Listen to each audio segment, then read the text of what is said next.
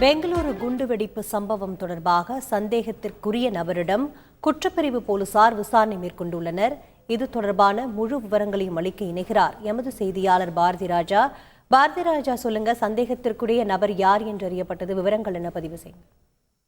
கண்டிப்பாக ஒட்டுமொத்த இந்தியாவையும் திரும்பி பார்க்க வைத்த ஒரு விவகாரம் தான் நேற்றைய ராமேஸ்வரம் கஃபே உணவக குண்டுவெடிப்பு சம்பவம். இந்த சம்பவத்தில் 9 பேர் காயமடைந்திருக்கும் நிலையில் இந்த சம்பவத்தின் சிசிடிவி காட்சிகள் வெளியானது. அந்த சிசிடிவி காட்சியின் அடிப்படையில் 35 வயது மதிக்கத்தக்க 30லிருந்து 35 வயது மதிக்கத்தக்க நபர் ஒருவர் அந்த உணவகத்திற்கு வருகிறார். அவர் வரும்போது கையில் ஒரு பையை கொண்டு வருகிறார். வந்தவுடன் நேராக காசாளரிடம் சென்று வேண்டிய உணவை ஆர்டர் செய்து அதற்கான ரசீதை பெற்றுக்கொண்டு உணவை பெறும் இடத்திற்கு செல்கிறார். அங்கு அந்த பையை வைத்துவிட்டு உணவை வாங்குகிறார். ஆனால் வாங்கிய உணவை உண்ணாமல் அப்படியே வைத்துவிட்டு ஹோட்டலிலிருந்து வெளியேறுகிறார். இந்த காட்சி தான் மிகவும் முக்கியமானது. அந்த நபர் தான் சந்தேகத்திற்குரிய நபர் என்று போலீசார் தங்களது வளையத்தில் குறிப்பிட்டிருக்கிறார்கள். தற்போது அந்த நபரை தான் பிடித்து விசாரணை நடத்தி வருவதாக தகவல் வெளியாகி இருக்கிறது.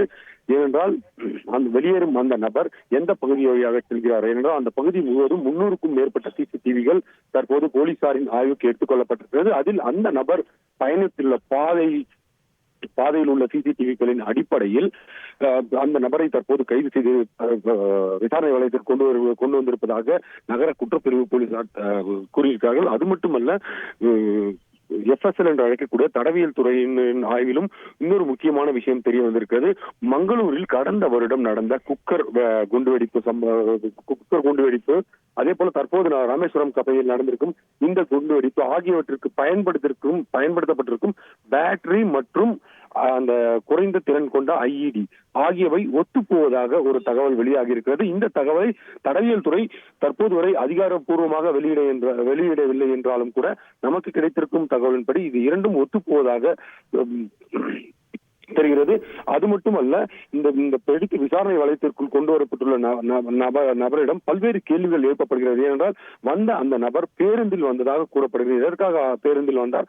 அவர் கொண்டு வந்த பையில் இருந்துதான் வெடித்திருப்பது அந்த சிசிடிவி காட்சி மூலமாக தெரிகிறது. ஒட்டுமொத்தத்தில் தற்போது விசாரணை வளையத்திற்குள் வந்திருக்கும் அந்த நபர் தான் இந்த குண்டுவெடிப்பு சம்பவத்திற்கு மூளையாக செயல்பட்டாரா என்பது போலீசாரின் முழுமையான விசாரணைக்கு பிறகு தெரிய வரும்.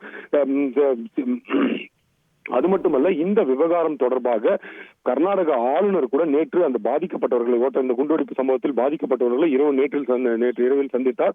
அதே போல கர்நாடக துணை முதல்வர், உள்துறை அமைச்சர் ஆகியோரும் பாதிக்கப்பட்டவர்களை சந்தித்தார்கள். இதில் துணை முதல்வர் கூறும்போது அடுத்த சில மணி நேரங்களில் குற்றவாளியை பெங்களூரு போலீசார் கைது செய்வார் என்ற ஒரு விஷயத்தை முன்வைத்திருந்தார்.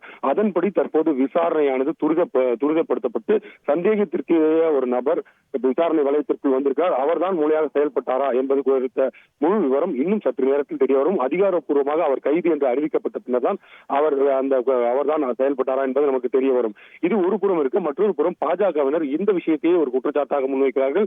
மாநிலத்தில் சட்ட ஒழுங்கு சரியில்லை என்ற ஒரு விஷயத்தை பதிவு செய்கிறார்கள்.